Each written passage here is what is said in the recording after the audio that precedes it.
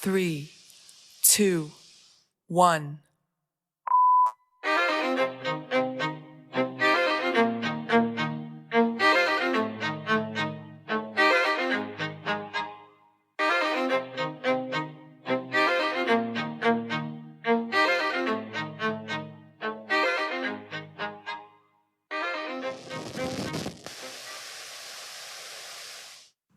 Welcome to the Politipop Podcast, the podcast where we take your favorite pop culture media and discuss the social and political themes within. Rate and review us on iTunes, find us on the Podbean app, and you can find the first couple episodes on SoundCloud, but since then we've moved on to Podbean. It's a really popular podcatcher, so definitely make sure that you take a look over there. You can find us online, find show notes and sources at politipoppodcast.wordpress.com. You can find us on Twitter. Reach out to us at PolitiPopPod. And feel free to send in your thoughts and opinions or even some suggestions at politipopcast@gmail.com. Thank you for tuning in to the third installment of Batman v Superman and its correlations to the War on Terror. I am sitting here with my colleague, Joe. Joe, correct. Just like Seal. Or Sade. Or Spider-Man. Okay, well, yeah. In that case, you'd be the amazing Joe, the spectacular Joe. That's right. In part one of this series, we discussed Superman's place in this allegory. Joe, can you just tell us real quick, in a nutshell, what did Superman represent? Superman represented, as he is, an alien. In this case, in our reality currently today, illegal aliens. So people that have come from other places that are seen as not like us. Awesome. Excellent. And in more specific terms to the War on Terror, he was Islamophobia, xenophobia. Well, right. He wasn't Islamophobia. He was what people fear. Right. And in part two, we discussed Batman's place in all this. What did Batman represent? He's the old US of A. He is. He's the old US of A. He's John Wayne. He's taking law into his own hands, making it a better place. A renegade guy on the edge, doing whatever it takes. Exactly. It's like the one-man A-team. Exactly. He's kind of the ends justify the means.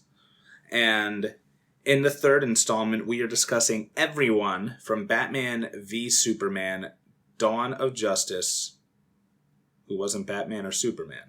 Right. That's basically the whole point here. So we're discussing the third parties today. We're discussing the others. And the first item on our list is Lex Luthor. Because he's probably the biggest player in this movie other than Batman and Superman. So he's in this movie, he's the force that keeps these two at each other's throats. Do you think that there are some forces that benefit from war or benefit from the fear that came out of a post 9/11 world and the invasion of Iraq? And who are those forces, if there are any? Oh, certainly. In that kind of a case, it'd be like the military-industrial complex, people that are selling, systems that could use to spy on people, things that are just going to be used in the surveillance state that they created. So basically those kind of things, whether it's as obvious as things like, people that like Raytheon that makes Patriot missiles to, people that may not be as, people that may not know about it, people that are involved in cybersecurity and stuff like that. So certainly all different kinds of industries will be benefiting from that kind of big boost in the economy from those extra spending for, that extra cozy, warm feeling of, having some safety. Quote unquote security. Exactly. So you got all these nukes and you should feel secure about it. All right. And in the movie, we have Lex Luthor. He keeps these two going at each other. Somehow he was able to outsmart the world's greatest detective and its most omnipotent being by just sending Polaroids to them, and putting them at each other's throats that way. Also, in the extended version, he paid off a woman to say that her family was killed by the attacks in Nairobi, or was it Nairobi in the movie? I think it was Nairobi. Well, Nairobi is an actual city. Nairobi is an actual place. In Kenya, yeah. Nairobi. That I don't know. Sounds like some chick I would have met at a club. That's what that sounds like. But yeah, so there was a woman in everything that happened in the beginning of the movie Nairobi. A bunch of people were killed, and they blamed it on Superman because of course Superman goes in and he starts. If he starts killing people with laser vision, it clearly looks like bullets just went through them. Right? I don't know why they thought that it was a good idea, but that's beside the point. So Lex in this movie, he does benefit quite a bit. He ends up using the fear of Superman to actually get access to the Kryptonian ship that crashed in Metropolis. Right, and the body. Yes, he gets access to Zod's body. He's able to create Doomsday. There's only one senator who doesn't want to give him that power, but everyone else he's pretty much able to get it from. Right. Do you think that, like you said, there are people that are willing to sacrifice, I want to say safety for security, but that's a little redundant. They're willing to sacrifice privacy for freedom. Yeah, they're willing to sacrifice freedom for security. Yeah. In this case, it kind of reminds me of the Patriot Act. Right. They started saying, listen, we're going to start surveilling you and listening in on your phone calls and your emails and everything, but it's so we can catch the terrorists. Right. Well, they always have that justification. They always say it's, to catch the one bad guy. But you end up giving up all your freedom, like you said. So they're looking at all your emails, all your calls. You know what I'm saying? So everybody's getting sucked up into it, even though they may be looking for this one small group. Everybody ends up, suffering from it. And then end up having that, lack of then respect or, lack of belief in the government then, because they do know how much they're doing and, who knows what could be done with it. If someone gets in charge that's, not of the highest quality of ethics, they can start using it to build, dossiers on people and blackmailing them or whatever, or destroying people's careers, or like the FBI did with Hoover, when he tried to blackmail MLK to drop out by trying to show his wife that he's having an affair. So it could always be used as a negative way, and that's the way it's always done, especially when you want to get contracts. So if you're a LexCorp, you want those contracts, you got to start getting everybody scared. No one wants to be the guy that votes against, safety. You want to be that, want to be that one guy that gets blamed, so everybody always jumps on board, like Iraq. They all voted for, the Iraq War, with the exception, I think it was like Bernie Sanders and one other person. Always everybody voted for it, because they don't want to be the guy that didn't vote for it. So sometimes it's hard to be the person with convictions. Well, especially when you say that they have weapons of mass destruction. Right. Which weren't found, right? Right, well, same thing. And in this case, I guess Superman's kind of the weapon of mass destruction. He could burn the whole place down. That's right. He certainly can. And it wasn't hard for Lex to be able to capitalize on Batman's fear. Because in this case, I know that as a bleeding heart hippie liberal, I always come off as, oh, America sucks. I don't like America. America's racist. America is they're bullies and stuff like that. But really, America's fucking awesome. And just in the same way, Batman's fucking awesome. But he just wasn't great in this movie. And the reason being is because he was afraid. He wasn't being a hero. He was showing fear, and he was acting irrationally. And that's not what Batman does. Batman's whole persona represents overcoming fear. Right. Well, that's what happens when you act out of fear, though. You're not acting rationally. You're not acting in the most efficient way to solve the problem. You're basically all over the place trying to do everything. And in the end, you end up solving nothing because you spread yourself so thin, you don't actually end up, protecting the areas that need better protection. So you end up basically doing more than you need and accomplishing less. In the end, I think if he had a more level head, he could have killed Superman like he wanted to. Oh, yeah. Because the detective would have just, once again, Lois found out in 2 to 3 days who Superman was. That's right. Before he was even Superman. Batman has 2 years and he can't figure out that both their moms are named Martha. Right. That would have been it. And then he would have been like, you're letting them kill Martha. He'd been like, all right, well, I'll get to that after. That's your mom's name, right? All right, I'll get to it after. Right, I'm busy. I'll stab you through the throat with this freaking kryptonite spear, and then that's that. Another thing that you mentioned that I really liked was how the military-industrial complex seems to benefit off of war, because their whole idea is war, and their whole product is weapons to, quote, keep us safe and overshadow the bad guy, overpower the bad guy. There's clearly a moment in Batman v Superman when Lex wants to partner up with Bruce Wayne, and he says, my R&D is up to all sorts of no good. What place does R&D play in the military-industrial complex?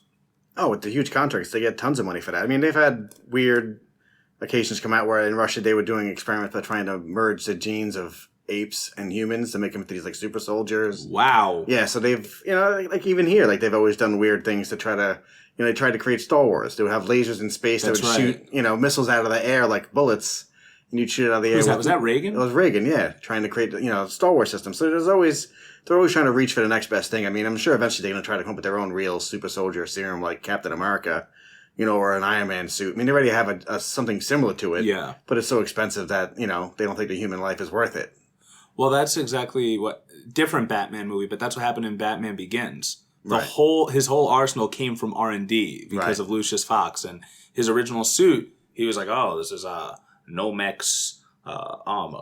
That's my Morgan Freeman. Kevlar. Yeah, and he's like, oh, is it bulletproof? He's like, anything but a straight shot. So why'd they discontinue it? He goes, they didn't think a soldier's life was worth $60 million. Yeah, that's the problem, is that you become expendable. The most important thing is the equipment. That's the more expensive stuff. So, even though it may be tough to train a pilot, they'd rather still keep that, $35 million plane than that one guy. Like I said, it's a tough kind of balance to maintain that kind of skill level, yet also the same assets. It seems so obvious, right? Because our hearts break whenever a soldier is killed. Yeah. Or dies in the line of duty.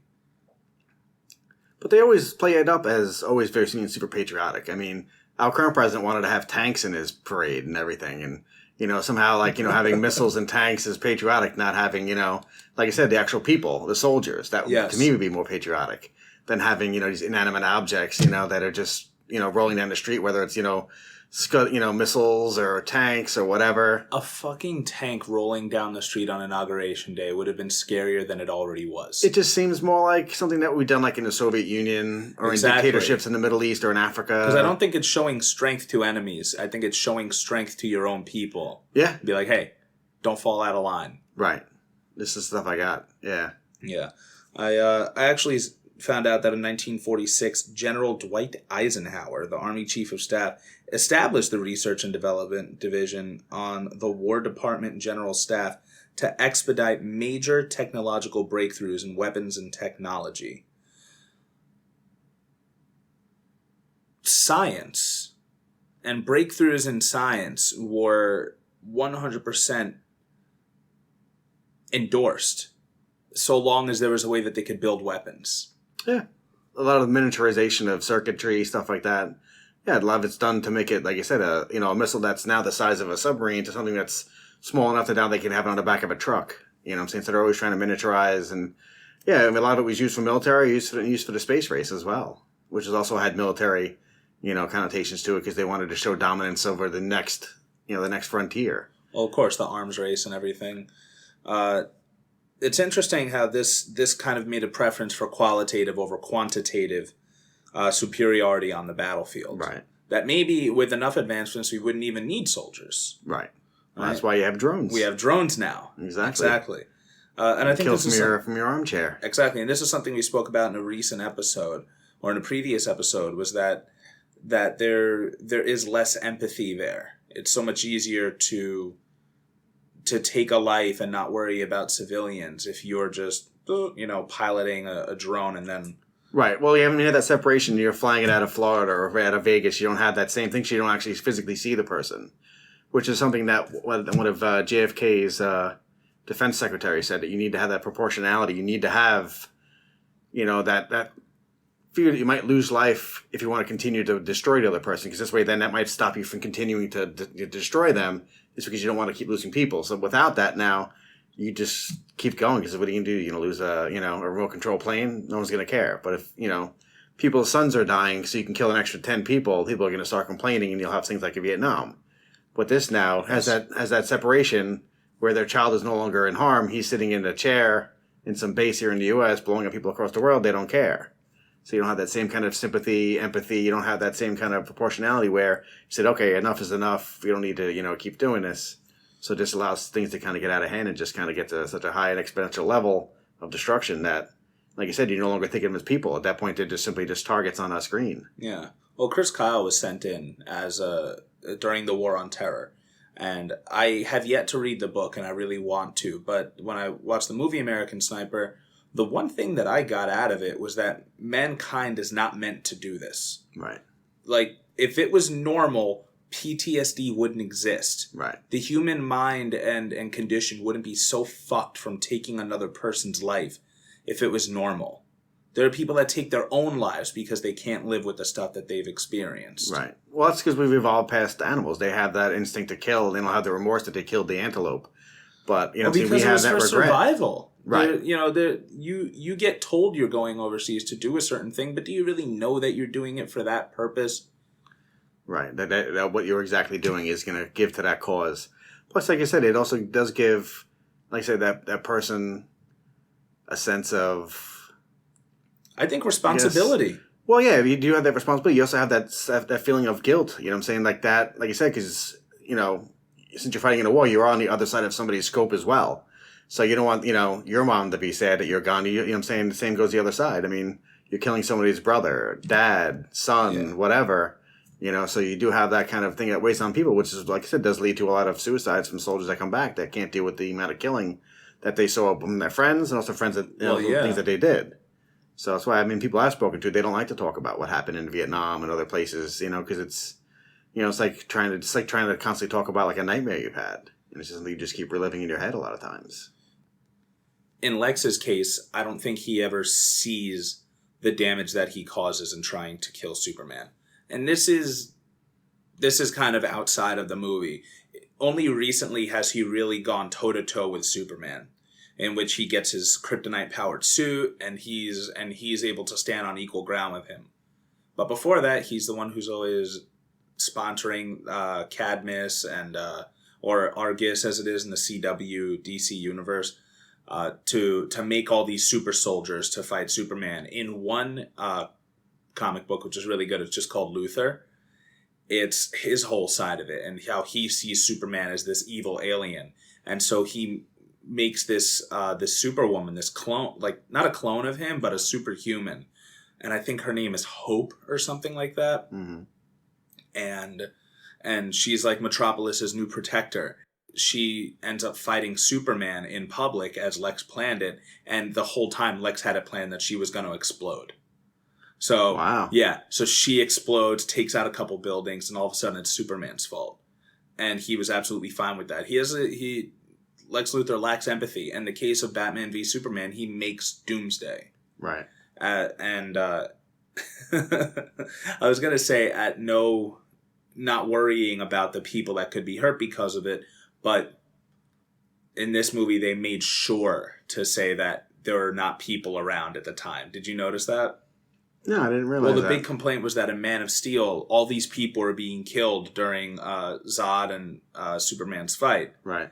But if you check back on the Doomsday fight in Batman v Superman, you'll actually hear them on news. They're like, oh, good thing in this district, all the buildings are under construction and no one's in them right now. Really? Yeah, I don't remember that at all. Oh, it's after the rush hour and nobody's there. I shit you not. Wow. But in most cases, I think, like you said, Lex lacks that. He lacks that interpersonal touch, and that if he were actually there in the battleground and seeing how people are being affected, seeing how people are hurt, part of me wants to say that he might think differently, but knowing Lex just from the comics and everything else, every other sort of media, he is a narcissist, and he'll do whatever it takes to get the job done, because in his mind, the ends justify the means. In his mind, his mission is greater. Kind of similar to Batman in a way. Right, but I think also it also plays into why he always does have that proxy fighting for him. I think that does help protect his ego, because he'll never get defeated then. It's always, you know what I'm saying, that project that went wrong. It was whatever, you know, it was never him. I never thought of that. It was always him, like sending, like you said, these different, like I said, but it was like basically with the U.S. versus Soviet Union would never actually fought directly. They would fight through Vietnam, through the Korean War. So they would never actually fight, but they're really, you know, using these as puppets to actually kind of try to punch each other. But they never actually did. So the U.S. and the Soviets never actually lost to each other. They would just fight in these proxy wars, whether it's in Central America with Honduras or whatever, or Vietnam and Korea and all these places. He's basically doing the same thing. He's basically using these, you know, these straw men, these men to stand up in his place, or in case a woman, to fight on his behalf. And like I said, you know, she was never going to win. She had basically a time bomb in her to use. Yeah. So that was basically his thing. He was never going to, he may lose in that fight, but in the battle, he would try to win by as long as getting the blame on him. look bad, yeah. Right, exactly. And then he gets discredited, and then that helps his case. Did that exist in the case of the war in Iraq? Operation, quote, Iraqi Freedom.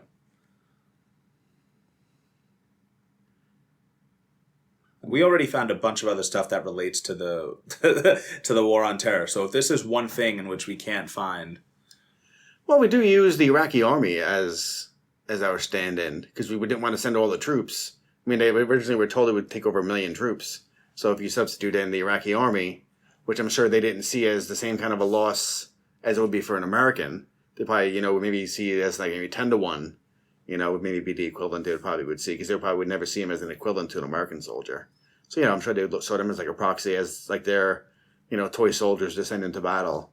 Oh, of course. Or if they get wiped out, they didn't feel as bad because they didn't have to write letters home to their parents. They just paid the Iraqi government money, for all the different lives they do, like they do now. If they kill somebody that's, not involved in something, they'll send them a check for X amount of dollars. This is how much your husband was worth.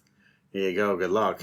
Interesting. So essentially, it's just a new way of having somebody else fighting their battles. I mean, they basically did it because they didn't want to put in, the people to do it. So they found somebody else, to essentially do it cheaper and, didn't have to deal with the consequences. Same thing as Lex. They didn't have to deal with the backlash of having to have 400,000, dead or injured soldiers coming back. There was, I think, 10,000 soldiers I think they got killed or something like that. Or it was much smaller than Vietnam, which was 80,000, or World War II, which was hundreds of thousands. And, such a smaller amount of, in comparison to other wars, they wouldn't deal with the same kind of blowback. Another great thing you brought up was following up my little bit about Dwight Eisenhower. When he was finishing out his presidency, he had a speech, a pretty well-known speech that's called the Chance for Peace speech, which it's so funny how he gave it such a while ago, and it still applies to the war on terror, and it still applies to today, because really we never got out of the war on terror, right? Well, we never got out of a war footing. It just keeps changing who we're focusing the guns at. So there's always a war. Always someone that's a bad guy. There's always a bad guy. Oh, the Soviets, Castro, like you said, Osama. There's always somebody. Do you think we could ever exist without it? Because I even think now it'd make us face a lot of things we have to deal with at home then, and I don't think they ever want to. That's very true. That's one of my stand-up jokes is... Because North Korea, apparently they threatened us and all this other stuff. And it's like, hey, North Korea's going to have to take a back seat. We're too busy fighting ourselves right now to try and fight them. But Eisenhower, despite establishing the R&D division to make better technological advances, he, as a president, not as a general, also recognized that it's not just about fighting. And it's not just about...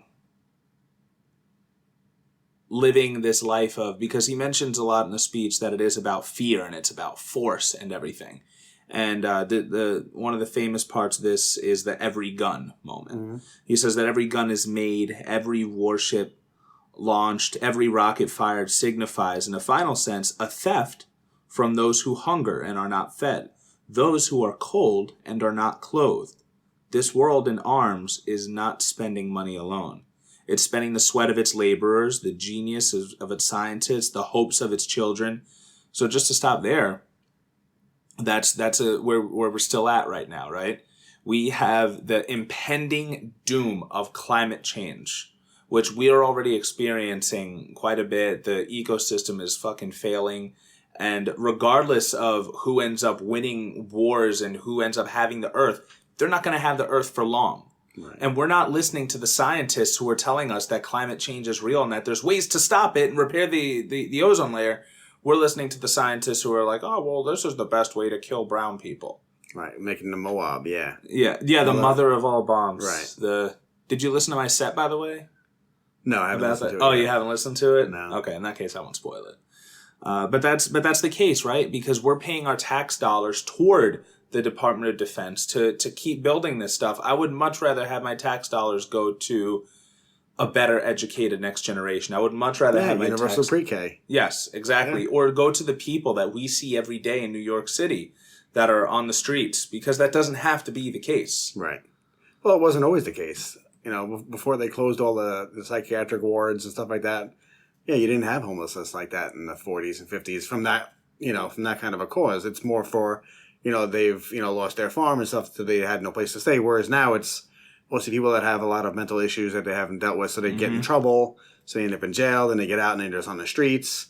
Or it's soldiers that aren't getting the services they need, so they end up on the streets. So yeah, it's more so out of just a misplaced, use of money and assets.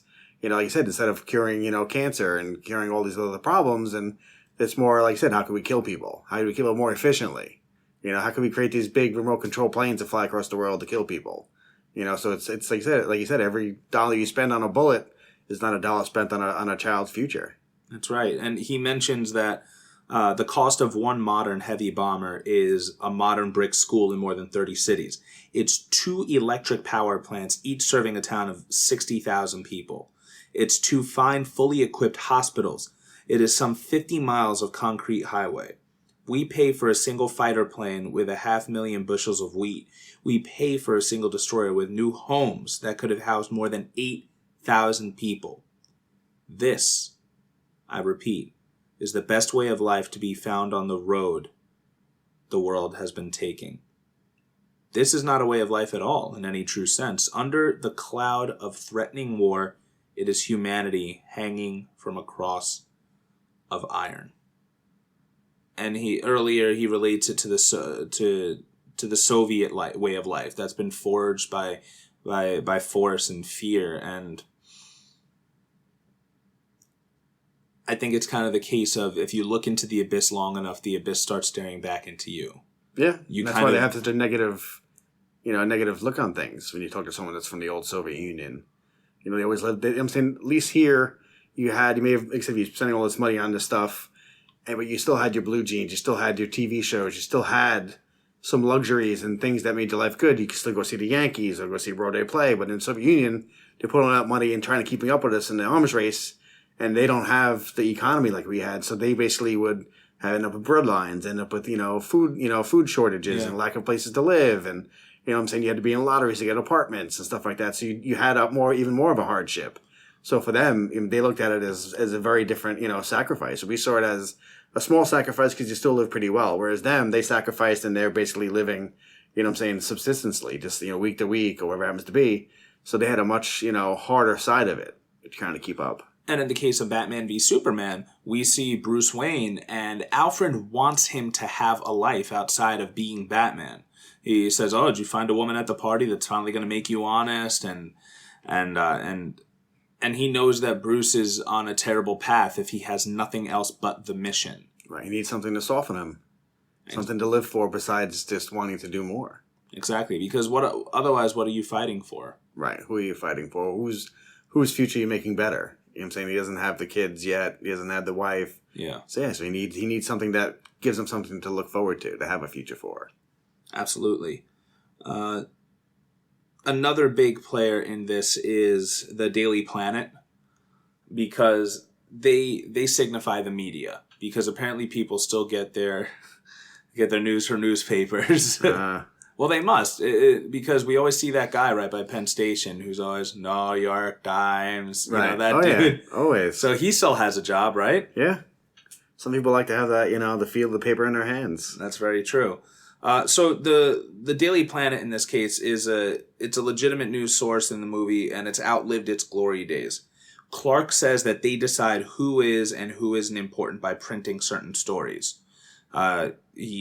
He says, "Oh, well, you're not talking about the people in Gotham that are getting hurt by the Batman, or instead you want me to cover football and all this other stuff." What is your take on that? How do you feel that that's what the media does? And in the case of the invasion of Iraq and everything, where was the media focusing?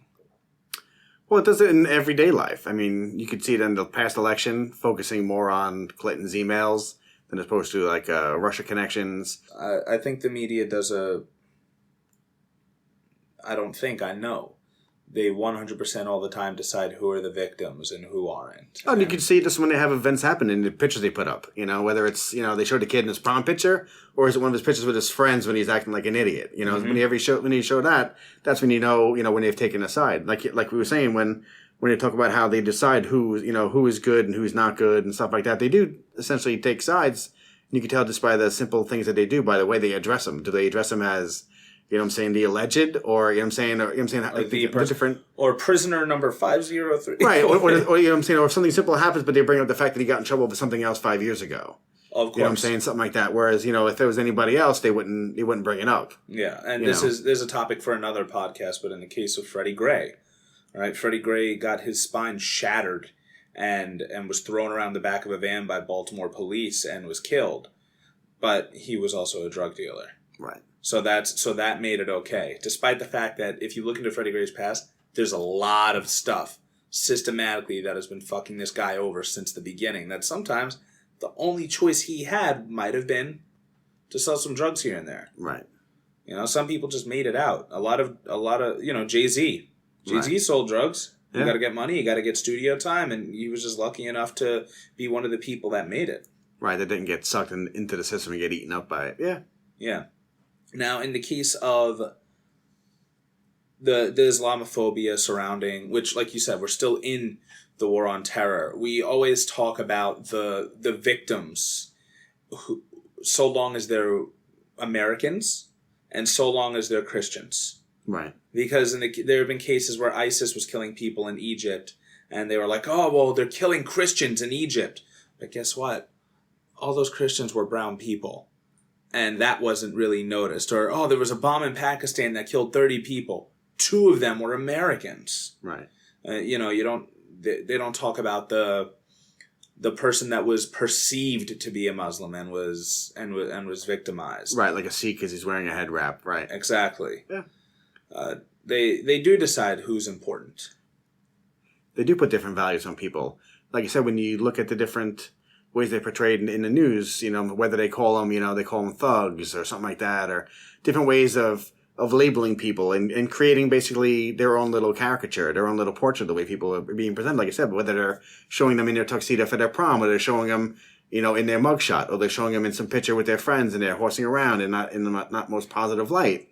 They'll always kind of shape the way that people are looked at. Like I said, whether it's, someone that's here that does something wrong, or like I said, when you're even talking about people that die in, let's say, in Iraq, they'll never go in like, oh, the person that died wasn't just a person that died. It was, the doctor in the village, or it was the leader, or they never give the weight of that loss. So they're always like, oh, they always estimate there's like 500,000 people that died in Iraq. But did you kill a lot of the scientists? There are people that could be killed that could really devastate a country.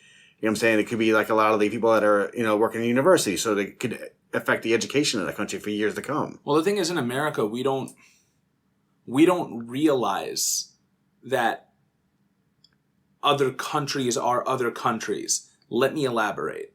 So another country, let's say Mexico, because there's this whole thing with Trump, right? They may hate Donald Trump, but they don't hate America. Right. The thing is, we hate Afghanistan. But it's a whole country. There's a bunch of people there, and a small population of them are terrorists. Right. My girlfriend's cousin was telling me that when he was, I think he was in Afghanistan. When he was there, they were under mortar fire, and he was fucking hugging the guy next to him because they didn't know if they were going to make it out. And he goes, "Here I am, a white Christian hugging, an Afghani Muslim." He goes, "Because we weren't fighting Muslims, we were fighting Al Qaeda." Right. And he's on the front lines, and he can make that distinction. Yet we believe that, oh, you drop a bomb in Afghanistan, you're killing bad people. No, you're not. You got to make sure that you're hitting the right. You got to make sure that you're hitting the right people. Right, the right targets. Otherwise, you end up creating more of them because you end up killing innocent people. Then people want to avenge their death just like anybody else would. Well, exactly. You create a bunch of little Batmans. Right, exactly. So you end up multiplying the problem because you killed one person, but you killed 5 more. It's essentially it's like Hydra. You cut off one head, 2 grow back. Exactly. Eventually, you're creating a bigger problem than you had. You're making your own enemies, and it's growing exponentially. And then you have people that are coming from other countries that are saying, "Oh, I don't like what they're doing there. They did it in Iraq. They did it in Afghanistan. And when's my country next?" And they start getting involved because they're coming from Chechnya or wherever. And people just keep piling in. And like you said, now someone there dies, and then they got their cousin coming from that country. Yeah. So it just kind of builds. When we're talking about terrorism in the United States, you also see that is very selectively labeled. Right. Now, a good job was done recently, and I'll explain. But most times, if a mass shooting is committed or an act of terror is committed, that person is brown, they are automatically a terrorist, and they are most likely part of ISIS. Right. And part of that's on us, but another part of it's on ISIS because they'll fucking take credit for anything. Right. They were the worst person to work in a group project with. They're like, oh, which one of you made this graft and did all the research? And ISIS would be like, oh, that was us. Right. We did all that stuff. But meanwhile, you have a white man who goes and does a mass shooting or like literally. I want to say it was a couple of years ago. It's all blended together for me. But there was a white man who went to an airport and had a machete and he pepper sprayed people and he was chasing people around with a machete and he had a bunch of like explosives in his car trunk. Mentally ill. Right. That's not terror at all. Labeled as mentally ill. Which is unfair to the mentally ill community too, because they're not all fucking violent. Right. Well, it's the same, like I said, when we compared the crack epidemic to the current heroin epidemic, Yeah. same kind of thing. He's given the benefit of the doubt. He's Yes. not doing it for negative things. Something's wrong. Something's wrong with that man. Just like when the guy shot up the church, the AME Dylan church, Roof. right, down south, same kind of thing. You know what I'm saying? They turn that around and you have a Muslim walking in there and now, you know what I'm saying, it's... Boom. There's a whole worldwide organization. He's Right. not a lone wolf. Meanwhile, white supremacists are a worldwide organization. Right, and that kid was a part of it. He had Yeah. the pictures of him wearing the garb and the patches and stuff like Yeah. that. Well, it's not even just that. I mean, half of them claim it, but they're not actually members. I mean, if I like shoot somebody on my street and I say, yeah, I did it for the Bonanno family, does it mean I'm really into mafia? No, it means I'm an idiot that, maybe looks up to because I watched Godfather too much and I'm trying to impress them. You know what I'm saying? Do you think that kid really had any interaction with these groups that they, always claim it as ISIS? What did he do? He looked at a website? Oh, yeah. You know what I'm saying? I'm sure he wasn't in Afghanistan doing the monkey bars that they always show in the videos. It was like the Orlando shooting. Right, exactly. He said ISIS, and then it was something I actually spoke about in the first episode of the Politipop podcast, in which ISIS accepted him before they found out that he was actually gay. Right. And I feel like they were probably like, shit! Right. we were so Missed that in the screening process. we were so fast to accept him Right. because he was like, I'm part of ISIS. Boom, and then he went and did what he did. Well, like I said, they were also willing to take any kind of, credit for anything that happens. They're so desperate for, popularity to show that they're doing stuff so they can put it on a board and get more people that they can recruit from other places. That I wouldn't take half of that stuff that they would say to begin with as legitimate because, like you said, they're just like, yeah, he's with us. He's with, the Alpha chapter. He opened up a new chapter over A there. storm could fucking hit. And Yeah, like, exactly. Us, That was did ISIS. It. Yeah. We did it. It was totally ISIS. Exactly. So like I said, so you got to kind of, give a certain amount of weight to whether or not it's like, legitimate. Did the person ever travel to this area to possibly get trained? But like I said, anybody can claim anything. We want to believe it. We're so quick to believe it. Well, I think We this also wanna helps us believe give us a little bit of peace of mind. Because if he's part of a bad group, all right, we can go after that group. But if, like I said, if it's just straight evil person that's just running around shooting people, then that scares a lot more people. So in the case of the white supremacist that stabbed a man, do you remember that? No. So it was a few weeks ago, and I think it was actually in New York. There was a white supremacist who came to New York City, and he was looking to kill young black men who laid down with white women. That was his big thing. And instead, he practiced by taking out. It wasn't a sword, but it wasn't a knife. It was in between, a long blade, and he stabbed this homeless man. The man managed to make it to the police department, the precinct, and then he passed out and died. Wow.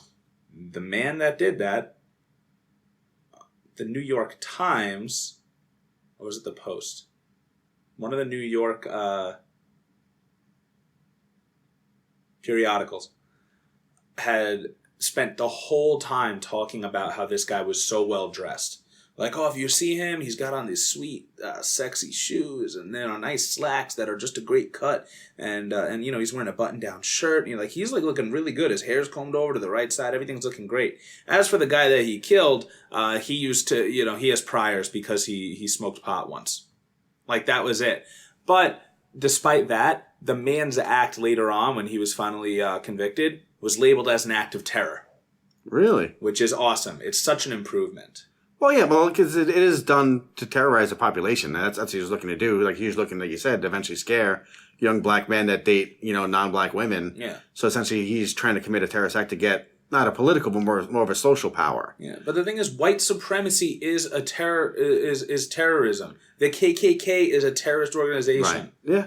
And that's it. I don't say what you want about freedom of speech, but they're a terrorist organization. Oh, certainly. Like I said, and then does he have any other one? They walked down the streets in D.C. They got, they went to court. They got the right to march in full garb down D.C. I mean, you had the Nazi Party having rallies in Madison Square Garden in the 40s. So, it is, here you're allowed to, speak, even if it is hate speech.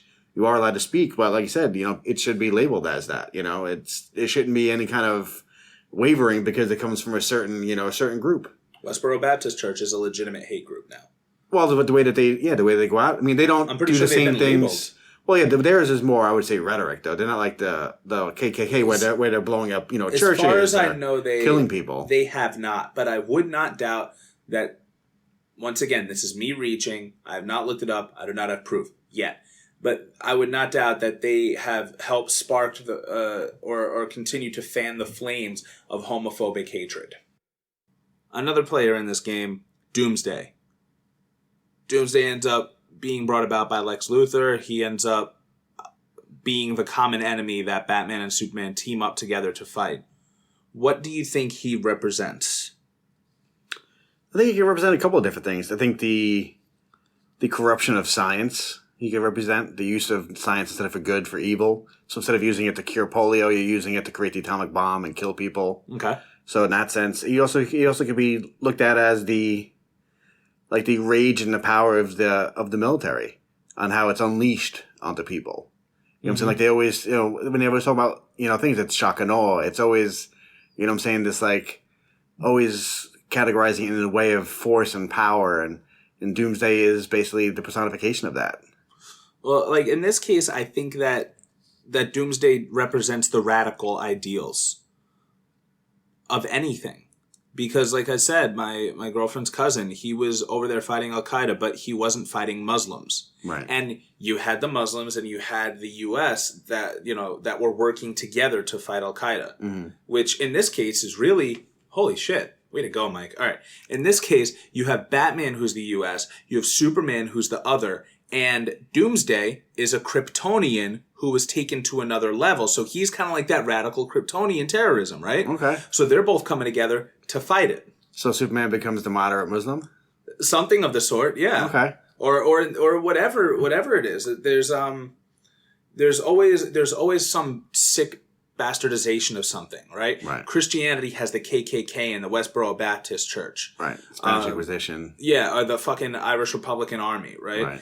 You have the Jedi have the Sith. Right. You have I don't want to say that the black community has the Black Panthers, and here's why I'll say that. Because the Black Panthers came out of a place of good. They did some bad things. Well, they started breakfast programs. Exactly. Like it wasn't all about destruction. It was about defense and about, at no point did the KKK launch a breakfast program. Right. They're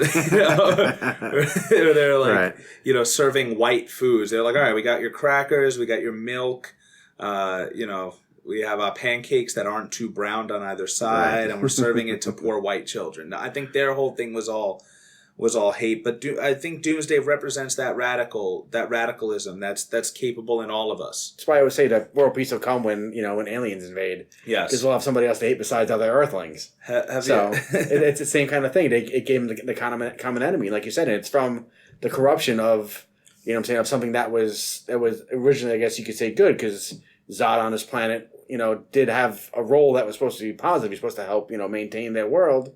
Now he's been corrupted into a destroyer. Well, as radical as it was, and then even more so, he just became a weapon that was unleashed by Lex Luthor. Right. Yeah. I think that we do. I think that we do have a modern Doomsday, but I don't think we've come together to fight it the way Batman and Superman have. I'll say it again. I think it's climate change, and a whole other episode would be on Game of Thrones, because I've done the same philosophical analysis of Game of Thrones. That they're all worried about who sits on that chair, who killed who, and how to rise and become better. But Jon Snow is the only one who's like, guys, there's a fucking army of the dead that's north of the wall. Right. And I've seen it, and they're ready to kill all of us. Right, yeah. And that's the case here. It doesn't matter who's president. It doesn't matter who wins what war. None of that matters, because this earth isn't going to be here for the winner. Right. And we're alienating a lot of people, because there are great scientists all around the world. But because we have so much tension, the greatest minds in the U.S. can't interact with the greatest minds in Russia or Afghanistan or right, Iran, right, stuff like that. Yeah, I mean, it certainly does limit you. You have all these resources, and they're not being, like you said, focused on the main problem, like you said, which is the climate change. It's being focused on the things that may not be as important. Like I said, the best minds that are graduating, they, you know what I'm saying, a lot of them are going to Wall Street to be able to create these algorithms to figure out faster trading instead of this guy going in and trying to, like you say, figure out problems, like you said, with climate change or getting rid of epidemics that are going on and solving, you know, cures for different diseases. So these assets are being allocated in the wrong places because we're focusing on, like I said, more petty things, like in the Game of Thrones sense, and who's in charge of that. It's kind of like what happened with Rome. They're busy fighting over who's going to be in charge of Rome. Meanwhile, Genghis Khan is, you know, killing people, or you have the hordes, you know, the Vandal hordes coming out of Spain that eventually barbarians that take over, and they're so busy fighting their little thing that they don't realize that everything is crumbling around them. Yeah, or in our case, how much panic is being caused over immigration when so many of the Nobel Peace Prize winners have been immigrants, right? And like, they're amazing minds. I honestly do think that in America we don't see other people as people unless we've traveled the world, unless we've met other people, unless we've been in relationships with these people. Because if you have someone that speaks bad English, you think they're kind of goofy and you think they're funny. Or not as smart. Exactly, or not as smart. But they just don't have a command over the language. That's it. Of another language. Over our language. Right. They could be a fucking genius. Well, sometimes a lot of, like, especially with us and what we deal with, people come from other countries with degrees, and we just don't respect them.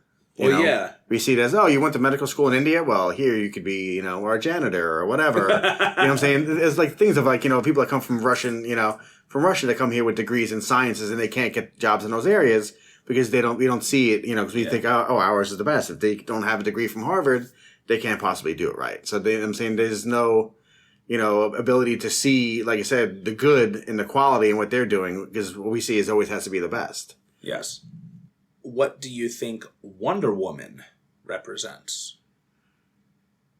I think she represents the third way that women bring to things, a way of doing things differently. Okay. I think that's what she brings. She brings a different way. Like, because when she originally is kind of introduced, she shows up at the gala with Bruce and Clark, and she's kind of, you know, doing her own little subversive thing. She steals Batman's data that he hacks. Mm-hmm. So she's kind of trying to do things in a way that's not as obvious, because obviously Superman is tracking Batman going down and taking it. He never tracks her. She's never on anybody's radar till the very end when they're fighting Doomsday. No one ever realizes this girl's around. I thought she was with you. Yeah, exactly. No, you didn't, Batman. You knew for a fucking fact that she wasn't with him, but that's beside the point. Come on, that's a great catchline. That's whatever. But she's actually ready to go back to Themyscira too. Right. Until she sees what Doomsday is unleashing and decides to come and fight. Right. I'm not sure if she...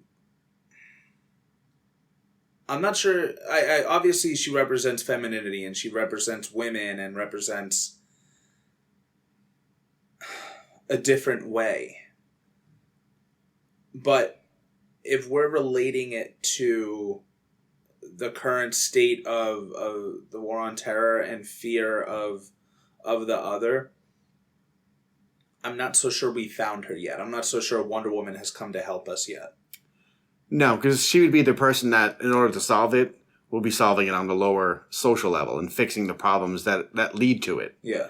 Whereas they're always constantly dealing with the consequences. I think she'd be the one that would want to go in and build the school for girls, and this way they're educated, and start solving the problems before they become problems. Well, which is what a mom would do. Exactly. I think that Dad kills the bugs, Mom finds out where the bugs are coming from and deals with that. Well, there you go. The great brilliant fucking metaphor there. But I think that the great dichotomy about Wonder Woman is that she is a creator, but she's also a warrior. She's the only one out of all of them. Fucking Superman's dad was a scientist. Right. Batman's dad was a doctor. They both created and helped and healed. Wonder Woman is the way of war, and yet she is the best hero because she's all about creating. She's about self-empowerment. Right. Her in this movie, in her case, she's the one that saved Batman. right? She's the one that held off Doomsday while Superman was recovering from the nuke that fucking hit them. She is the real MVP. Oh, certainly. And in our world, the real MVP is education and science. Right. Being able to build a more sustainable future instead of to destroy things. Right.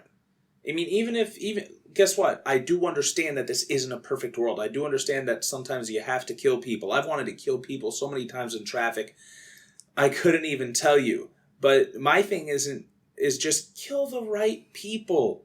If we have all this money that's being put into science and everything right now, and being put into R&D and being put into the defense budget and the military-industrial complex, there doesn't have to be a need for collateral damage on that scale. Right.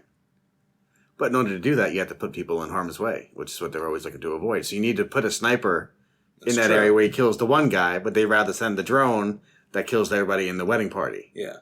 Or Yemen. Or Wonder Woman is the person that wants us to let refugees in. Right. Wonder Woman is the person that wants us to let refugees in, and the people that don't want that are the ones that wait, and then they go, oh, did you know that children are being killed in chemical attacks? Their own people, they're being killed. Well, guess fucking what? They wouldn't have gotten killed if they had been allowed into the country in the first place. Right. I don't think people, they conflate refugees with illegal immigrants. That's not the case. In order to gain refugee status, it's the most legal form of immigration there is. Right. And there's a whole lot of hurdles you got to get through. It takes years to get, placed out of the refugee camps, which they always show the millions of people on the border of Jordan or whatever. They always show the huge amount of people that are in them, and it takes years to get out of it, to go through screening. People are like, oh, there's nothing to screen. Like, but if you go through the different process they have, there is a great deal of screening because they have to provide their own documents. It's like a couple of years worth of screening in order to become a refugee and gain refugee status. Right. And like I said, and then at that point, then it's like a lottery of what country you go to. You could be sent to, a neighboring country. You could be sent to Australia. I mean, like I said, so everybody's all worried that everybody comes here. I'm like, no, very few come here. So even if you were a terrorist, you're like, all right, it's time. Death to America. Here we go. Fuck Australia. Shit, they don't even have exactly. End up in like Sri Lanka or something. Who knows? I can imagine just like if there are terrorists that are refugees, like they're all there waiting together, like waiting for the Powerball, and they're like, all right, and Muhammad's going to Germany. And they're like, fuck, damn it, Yeah, I mean, like I said, it's I'm saying, like I said, essentially it's like a lottery, of where they get sent to. So there's no, I'm saying the idea, like I said, you send all these people to America, they don't get sent to America. They get, it's a lottery pick. So you would need to flood that system with so many people in order to beat the odds, like you said, of getting that one lottery ball. That you'd have nobody left to fight on the field. Yeah. You're sending them all to this one place. Yeah, I think Wonder Woman is just the smart end of this. Wonder Woman is what happens if we do unite. Wonder Woman allows us to work together to fix climate change, to fix world hunger. Because because she's not involved with the bullshit. Throughout, like you said, she was working undercover the whole movie until the end when it was like, all right, Doomsday's here. Now I know it's my time to get involved. Right. We're not. So in our world, all the bullshit is the politics of it. Right. It's the should we be doing? Should we worry about abortion and all this other stuff? Where I don't feel that is a bullshit thing to do. But there are so many ways to prevent that, right? We just invested more in birth control and stuff like that, right? Which that's a whole other debate. I obviously am pro-choice, but the long story is the long and the short of it is that if we just focus more on creating instead of destroying, then we would be able to fight that doomsday. We would be able to fight that radical force. Right. If we were able to educate more people, we would be able to fight. Would there be radicals? Some. But I honestly, how many times do you see the stories on Facebook of this man was in the KKK and then he met a black person and now he's not? Like, there's so many ways to solve these. Right, but it's always easier and more profitable to destroy, though. Yes, in the short term. Because you get whatever's out of it that you're destroying. So whether you're a coal company, you've basically mountaintopped it and you've taken the top off the mountain, you sucked out all the coal. it's a lot cheaper, you know what I'm saying, than having to do it in a way that's, like I said, purely constructional. You have to go out and you have to, all right, we got to make an entire solar field, solar farm out in the middle of nowhere. And then, like I said, then build the infrastructure to get the power from that open area to the, to closer to where the civilization is, where the cities are. So like I said, it's always easier to destroy. So that's why it's always the first choice. But then they also make money then on rebuilding it. Then they get paid to put back the dirt and put grass on it, even though everything's been turned up inside out, inside the mountains. So it's no longer, consistent fertile with the rest of it. Yeah. So that goes perfectly into the next thing. There's a story of the flood where Superman walks up into the snowy mountains for some reason. Does he grow a beard again? I don't know if he grows a beard again, but he walks up into the snowy mountains to go and find himself or whatever, and he sees his father, who tells him this story that like there was a great flood and him and his own father managed to save the farm by digging out trenches, and they dug all night and they were able to redirect the flood down away from everything, and they were able to save themselves and save their own farm. And the mom made him a cake, and he goes, "Well, I was eating my hero cake. It turns out that whole flood went and ruined the Lang's farm." Right. Lana Lang's family. What do you think that pertains to? What do you think that represents? Probably our industrialization. How, we got the great cake, we built this great economy, we can make cars, we can do everything. And we're destroying the, the small little islands in the Pacific that are going under now. And, I'm saying that the shore of, Sri Lanka and those kind of coastal areas in India that are getting deluged with monsoons. And like I said, we saved ourselves economically by doing all this, but the economic damage we're doing to these other countries where sometimes there's no country left. We said that there were weapons of mass destruction in Iraq, and we went in there, and it always ends up being about the oil, right? I think that's kind of the flood story, that we made ourselves feel better. You have the whole courtesy of the red, white, and blue, where Toby Keith just talks about putting a boot in their ass and getting them back and everything, and lighting them up like the 4th of July. That didn't solve anything. It didn't make anything better. It was just something that was to temporarily relieve the flood. Right. And it's like launching the 59 missiles at Syria. You know what I'm saying? It didn't do anything to get rid of Assad, but made some people feel better. Yeah. That they blew up, the runways where the planes took off. They were fixed in like 2-3 days. But like you said, it gave them a temporary, a better feeling that they've done something. In the end, it didn't do anything to save those children. Right. None of the bands were. None of the people that did it were brought to justice or killed. I mean, they basically just blew up, asphalt, Yeah. plane runways. Yeah. Now, if anyone listening to this has any ideas of what these things represent to you, what does Lex represent? Wonder Woman, Doomsday, the Flood story, or even Batman and Superman, we could be missing the mark here. You could have a completely different idea of it. Feel free, like I said, to reach out to us, politipopcast@gmail.com. Find us on Twitter @politipoppod. Yeah, that's the only 2 ways you can get you can reach out to us. So lastly, there was Batman's whole monologue, where let me see if I can do it well enough and reach the deadness in his voice. Men are still good.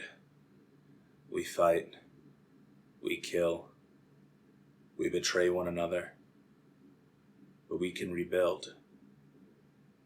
We can do better. We will. We have to.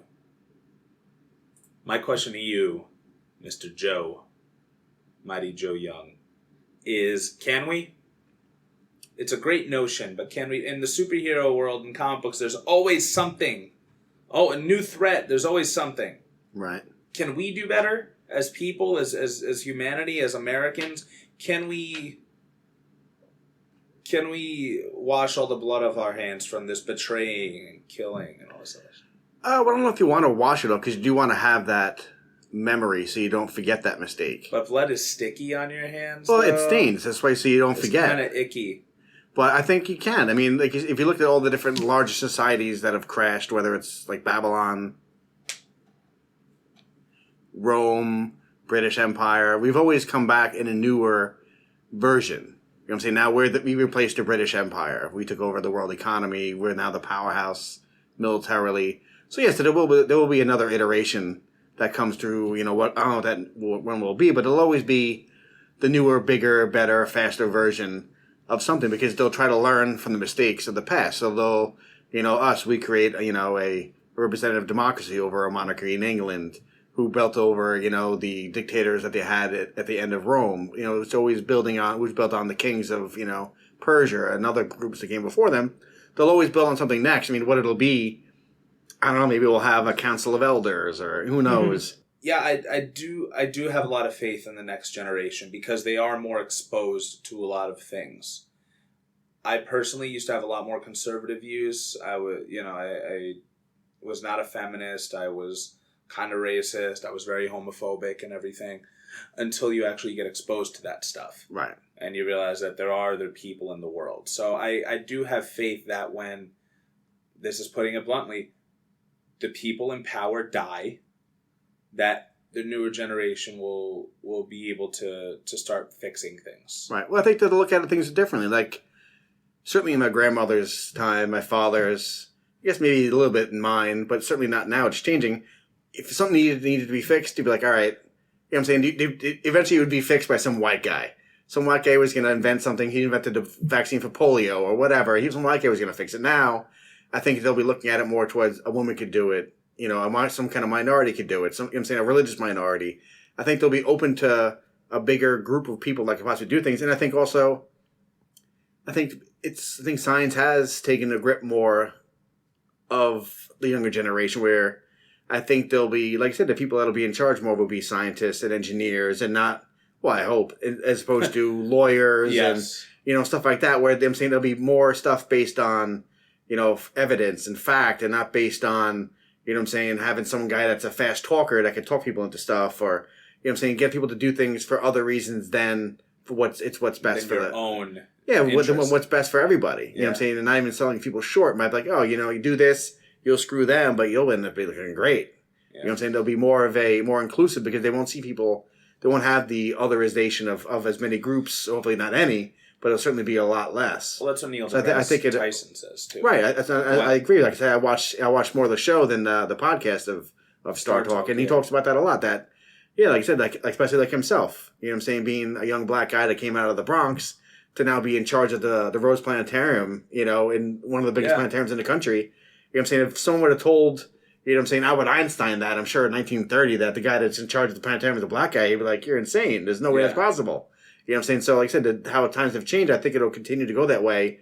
And eventually we'll have a black Muslim transgender woman that's in charge of the planetarium, which, like you said, if you would have told Neil deGrasse Tyson that, he'd be like, no way. Like, what? But in 40 years, like you said, as time goes on, like you said, because, they have more friends that are different kinds of people than themselves. You're being very optimistic, and you're saying that we can rebuild and we can do better because we're in an upswing of cultural diversity.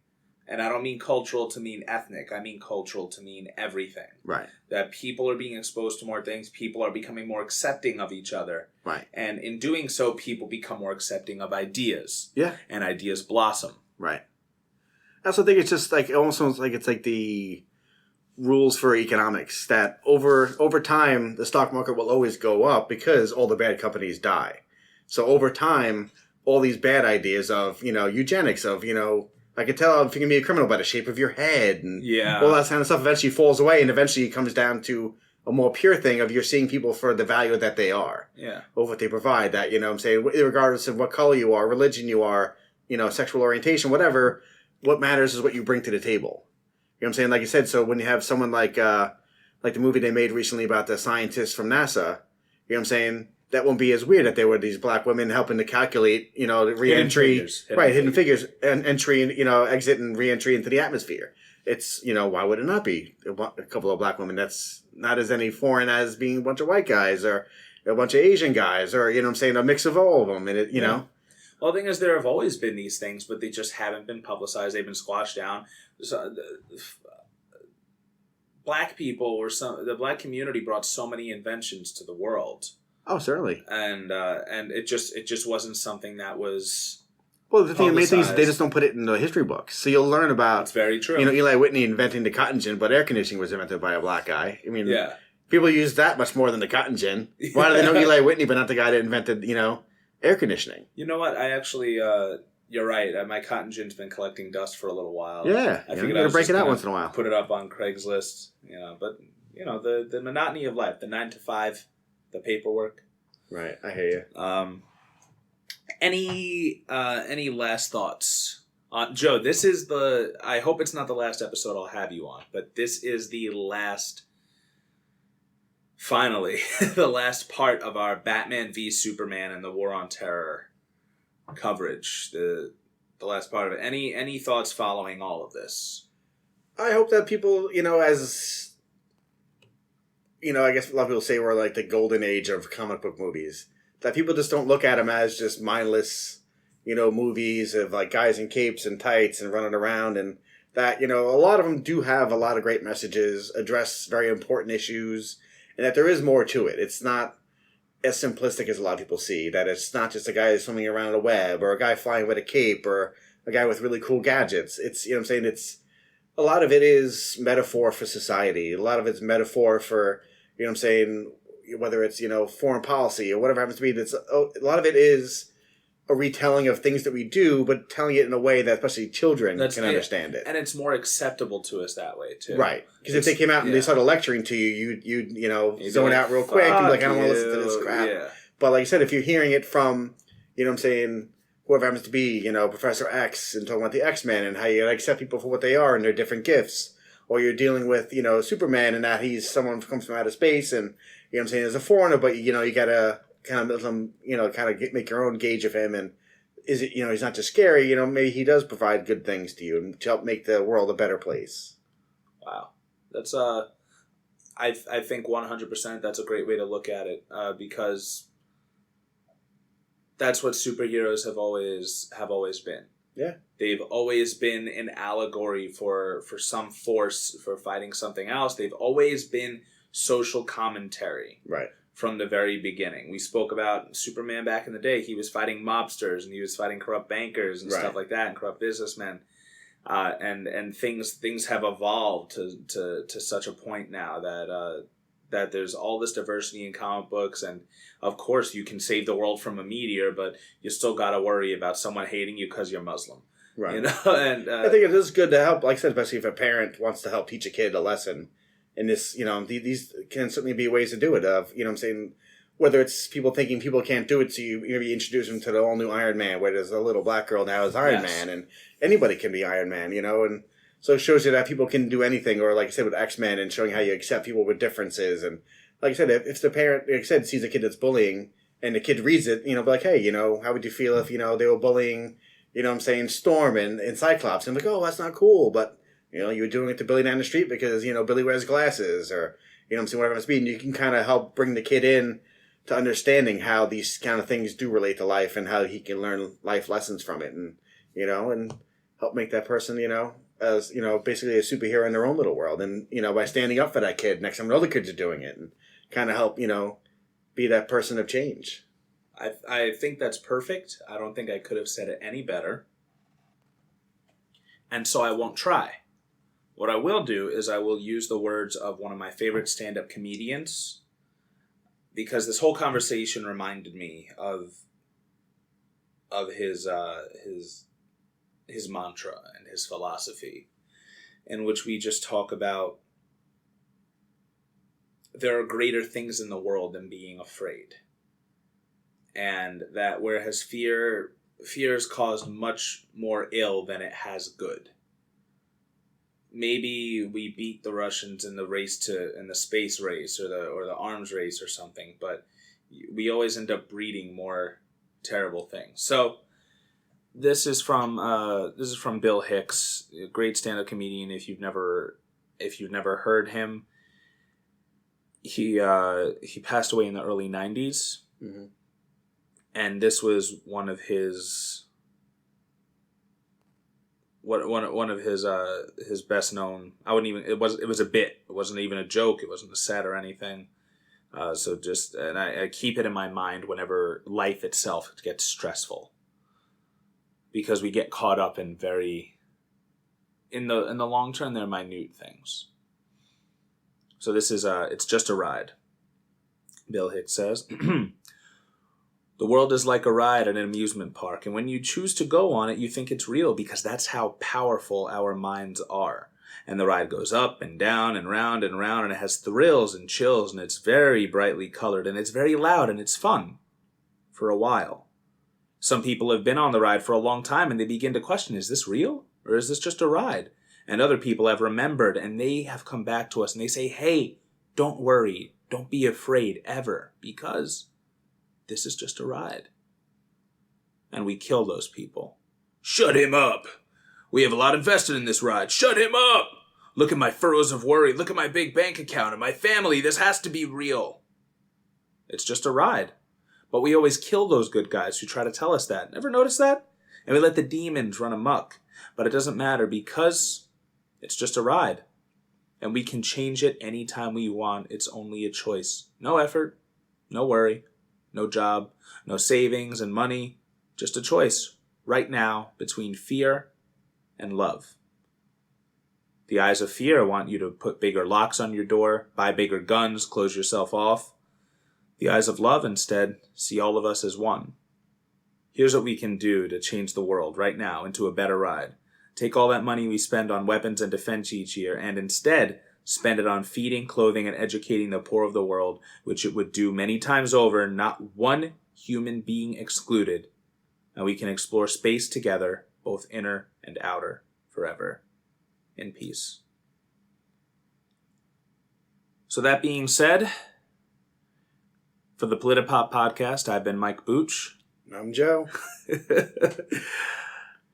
No matter what you're taking in, no matter what you're reading, you're watching, you're listening to, whatever it is, always look at it with a critical eye. Never stop thinking, never stop learning, and always remember to read between the lines.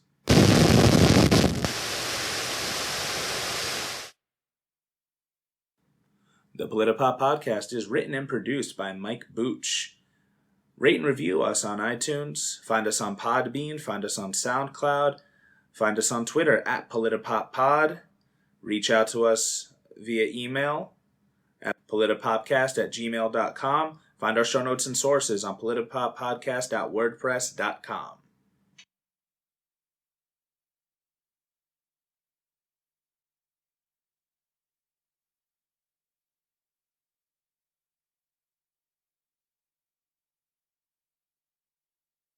Right. As a vegan for 3 months now, I'm part of a Facebook page for vegans, and holy fuck, can I see why people hate vegans. Like, I'm not going to go and throw red paint on people. I'm not going to go and stand out in public with pictures of dead animals. I feel bad now when I tell people what's actually in their food. Because I try not to bring it up, but like the other day, our boss, who is a vegetarian, was eating McDonald's fries. McDonald's fries are made with beef fat.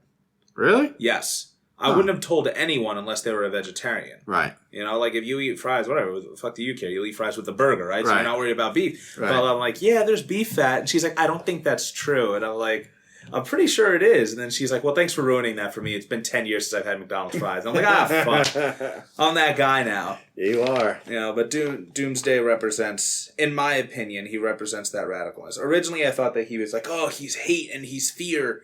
But hate and fear does bring people together sometimes. But I'm trying to think of modern instances where it has. Brought the Soviet Union and the U.S. together to fight Hitler. So it does happen in some ways. Like you said, it does, like you said, bring the group that's fighting together to fight the common enemy. So it certainly does in that case, like you said, where, you know, people that normally wouldn't get together. I mean, you know, even like you said, the people that we don't always get along with the best, you know, the French, we fought with them in World War II, the British, which everybody always talk about how we have a special relationship. Meanwhile, we've fought more wars against them than anybody else. That's very true. You know, we always like to talk about how great they are. Like I said, it's just, like I said, there can be that one thing that brings you together to, you know what I'm saying? Like,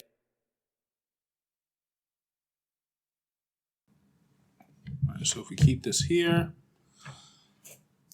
All right, give me a sound check. Sound check 1, sound check 2, sound check 3. Brown cow. How now, brown cow? The rain falls mainly on the plain. Sushi chef. That's a real one? I'm just doing tongue twist. Oh. Peter Piper picked a peck of pickled peppers. Peter Piper picked a peck of pickled peppers. Peter Piper the pickled pepper picker picked a peck of pickled peppers.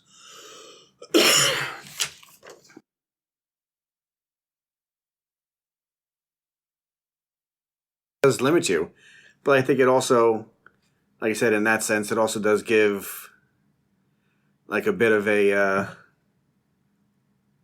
just lost my train of thought. It's fine. I was going to say. Gotta smoke more crack.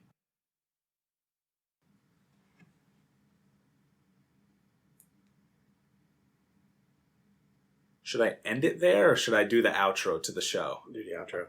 Yeah? Yeah. I feel like